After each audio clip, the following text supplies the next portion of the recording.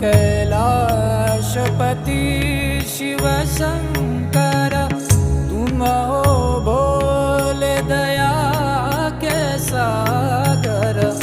दूर करो सब दुख